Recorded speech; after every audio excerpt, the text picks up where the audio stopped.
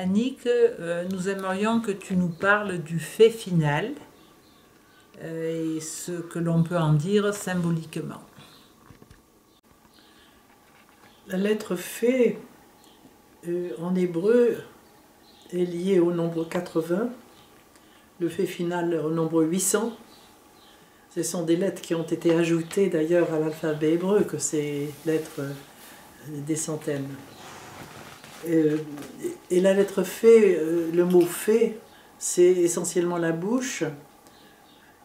Et la bouche, elle n'a de sens que dans la notion de parole. Elle est liée à la parole. Elle est liée à la parole, mais elle est liée aussi à toute une alchimie qui se joue lorsque une énergie se présente pour être intégrée. Il y a quelque chose de cette intégration qui peut être comparée d'une façon plus facile à comprendre pour nous à ce qu'est l'intégration de l'aliment. Et l'aliment, nous le mettons dans notre bouche, où là il va être écrasé par les dents, humidifié par la salive. Il y a toute une première alchimie qui se joue là. Et après, le bol alimentaire va descendre dans l'ésophage et les choses vont se continuer. Mais il y a une première préparation là qui est importante et qui est une image, je crois, très précieuse pour comprendre aussi ce que devrait être la parole, notre parole. À savoir que elle ne peut venir que de quelque chose qui a été très préparé, très élaboré, et qui ressemble justement à cette mastication, à cet élément de la salive. Parce qu'il ne faut pas oublier que c'est avec sa salive que le Christ va guérir les yeux de l'aveugle. La salive joue donc un très très grand rôle, un rôle purificateur, c'est un premier feu, c'est un feu, la salive, un feu guérisseur. C'est très très étonnant pour ça, la salive. Alors si tu veux, la bouche, elle est ces premiers athanors. L'estomac va l'être après, bien sûr pour l'alimentation, mais elle est ce premier athanor. Il y a dans la bouche le fait justement de toute une préparation alchimique précieuse, extrêmement précieuse, purificatrice, qui va s'exprimer dans la parole.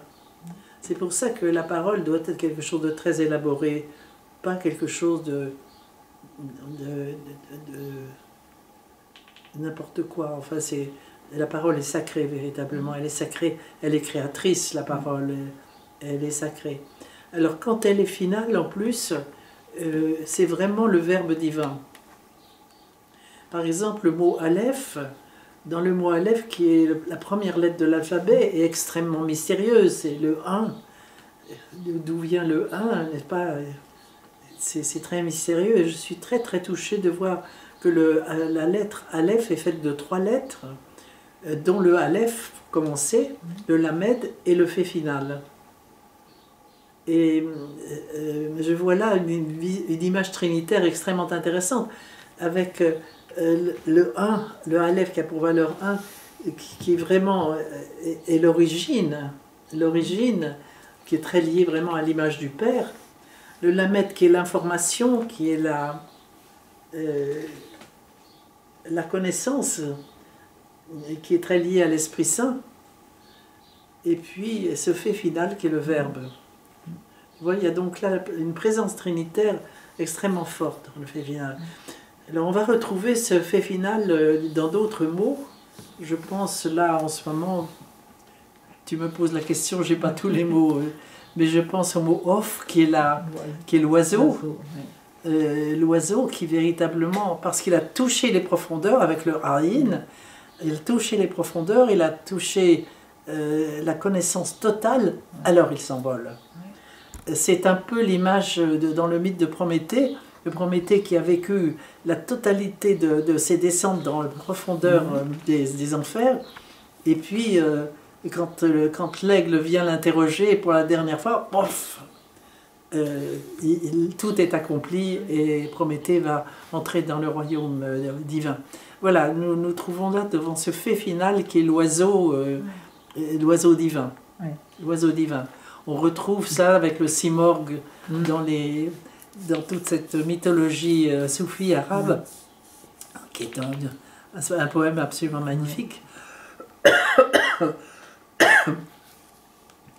Bon, attends, je n'ai pas d'autres mots. Pour revenir un peu sur le Aleph, Annick, moi ce qui m'a toujours surpris, c'est la somme des lettres qui fait 111. Et ce 1, ce Dieu qui est un en 3 personnes, tu vois, ce Aleph, c'est troublant, cette coïncidence, enfin, cet état, cette réalité. Bien sûr, bien sûr. 1. C'est 3 qui est 1. Ouais. Le 3 qui est 1, bien sûr. On va retrouver ça. Ouais. Voilà, j'ai pas un mot autre en mémoire pour l'instant, mais c'est essentiellement le verbe divin. Essentiellement le verbe divin, le fait final. Merci beaucoup, Annick. Merci.